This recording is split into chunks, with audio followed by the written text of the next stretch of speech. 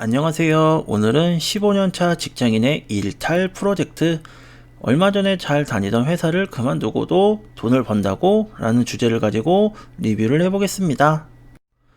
이 책은 진지하게 회사 빼고 다 재미있습니다만 이란 책이고요. 한국학술정보에서 출판을 하고 2020년 10월에 출판한 책이고, 저자는 라이팅 브로입니다. 얼마 전에 아는 친구에게 안부 전화를 했습니다. 퇴사하는 사람이 좀 있던 회사였는데요. 요즘 상황이 좋지 않다 보니까 퇴사하는 사람이 없다고 하네요. 그런데도 당당히 회사를 그만두고 나갈 수 있는 용기 참 부럽습니다. 회사에 가는 게 정말 싫은 직장인에게 희망이 될 수 있는 책일지도 모르는데요. 이 사진은 새로운 회사에 출근 5일을 남겨두고 보냈던 입사 포기 메일이라고 합니다. 마케팅 팀장 입사를 포기를 했다는데요. 조건도 더 좋았다고 하는데 포기를 했다니 당당함이 부럽습니다. 회사에서 주인의식부터 버려라. 우리는 너무나 당연하게 회사에서 주인의식을 가지고 회사를 위해 헌신하도록 강요를 받습니다. 저는 앞으로만 가기가 싫습니다. 힘이 들 때는 좀 걷고 더 힘들면 쉬면서 가고 싶은데요 라고 누가 용감하게 회사에서 이야기를 할 수가 있을까요? 언젠가부터 점차 회사 생활에 지쳐가면서 주인의식에 대한 의구심이 들기 시작했는데요. 회사는 나를 주인으로 대하는가 라고 생각을 하였습니다. 내가 회사의 주인이 아닌데 회사는 왜 나한테 주인의식을 가지길 바라지? 주인이길 바라면서 주인에 맞는 대우를 해준 적이 있던가요? 그 뒤로 나는 생각을 고쳐먹었습니다. 직원은 직원의식만 있으면 된다. 주인의식은 주인이나 가져라. 이전에 다녔던 회사 대표 역시 주인의식을 강조했는데요. 근데 정작 현실은 회사를 그토록 사랑하고 주인의식으로 가득 차 있는 몇몇 선후배 동료조차 보고하러 들어가기만 하면은 물 먹고 나오기가 일쑤였는데 왜 그랬을까요? 결국엔 주인처럼 결정할 수 있는 아무런 권한이 없기 때문입니다. 허구한 날 회사에서 회사의 주인이 되라고 강조하고 교육하더라도 그건 허상이죠. 회사 생활에서 직원은 직원일 수밖에 없습니다. 주인의식을 버리면 내가 보이고 가족이 보이고 친구가 보이고 세상이 보이고 무엇보다 내가 하고 싶은 것들이 보이기 시작합니다. 가족들과 보내는 시간이 점차 많아지면서 아이들과 함께하는 시간에 행복 에너지가 채워졌습니다.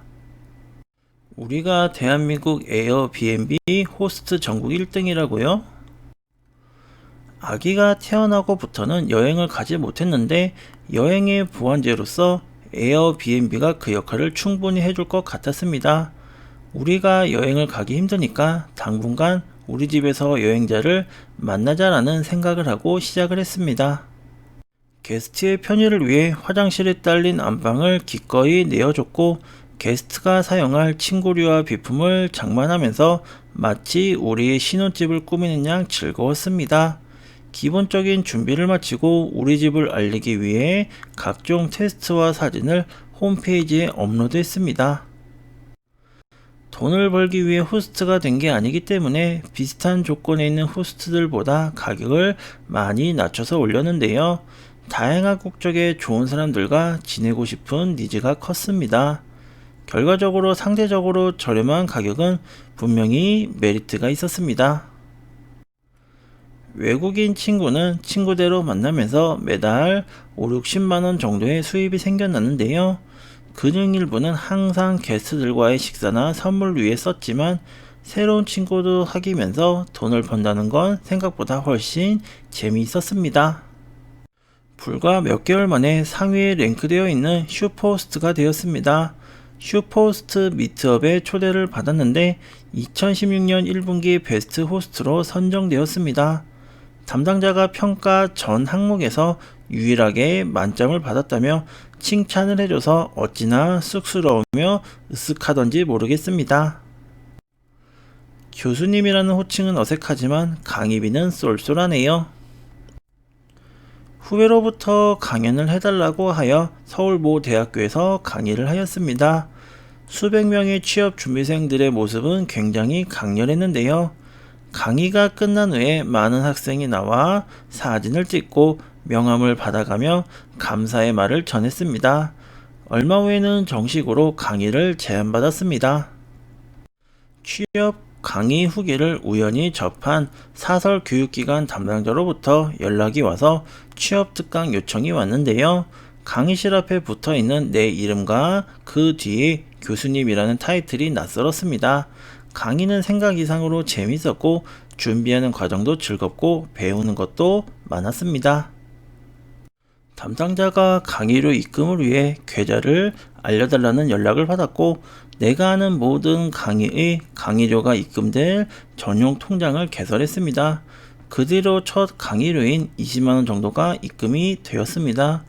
교육기관 측에서 학생들의 강의 만족도가 좋다고 계속 부탁을 했습니다. 강의를 한 지도 벌써 5년이 넘었는데요.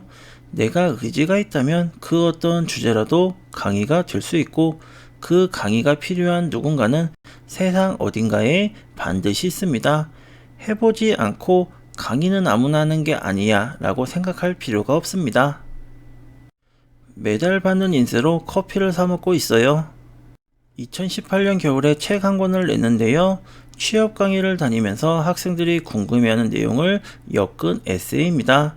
책을 쓴다는 것은 보통의 의지로 되는 건 분명히 아닌 것 같습니다. 원고만 있다면 출판사에 계약을 하자고 득달같이 달라들 줄 알았습니다. 약 80개의 출판사에 메일을 보냈습니다. 아무리 못해도 최소한 한 곳은 연락을 오겠지. 이렇게 좋은 원고를 놓칠 리가 없어 라는 생각이 있었습니다. 일주일이 지나도 내 원고에 대해 긍정적으로 회신 오는 곳이 없었습니다. 슬슬 초조해지기 시작했는데요. 대부분은 답이 없었고 나중에는 거절 메일을 보내준 출판사에 감사한 마음이 들 정도였습니다. 결국 출판 계약은 실패를 했는데요. 내가 봐도 내 원고가 신선할지는 몰라도 분명 대중적인 주제는 아니기 때문에 수요가 많지 않은 건 확실했습니다. 그래서 최소한의 비용으로 소량 출간할 수 있는 방법을 찾았습니다.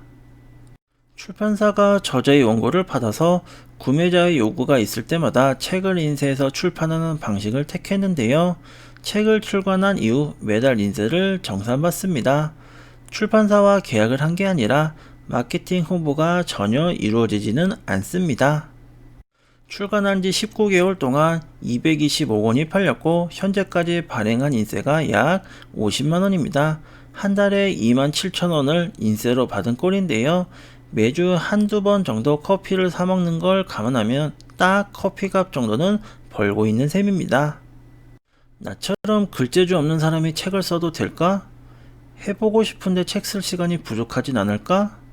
책을 썼는데 아무도 안 보면 어떻게 하지? 이런 부정적인 생각에 잠시 도전을 망설였지만 지금이 아니면 안 된다는 생각으로 실행을 했습니다. 오늘의 리뷰는 이것으로 끝이고요. 현실적으로 실천 가능한 일탈을 보여준 책이었습니다. 개인이 평생 부업으로 벌 수 있는 실천 가능한 내용이 참 좋았고요. 두려워하지 않고 열심히 하는 사람에게는 길이 있다는 걸 알 수가 있었습니다. 후반부에도 저자의 다양한 방법의 일탈을 하고 있으니 관심 있으시면 한번 읽어보시면 좋을 것 같습니다.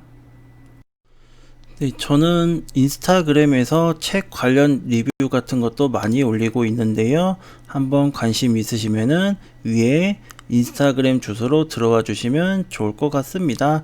오늘도 시청해 주셔서 감사합니다.